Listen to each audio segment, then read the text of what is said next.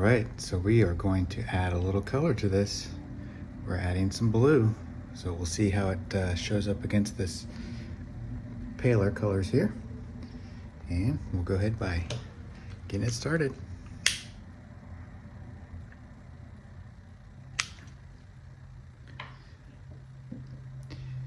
Now, if this is truly a blue candle and it's dyed all the way through, when the wax melts, it will leave nice, hopefully that color blue, streaks down the bottle.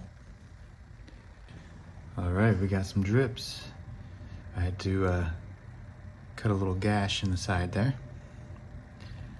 Got a little blue streak. Very cool. See how that pops against that base color?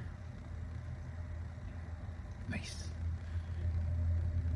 And I did not realize these candles were scented, and they are not very, very pleasant.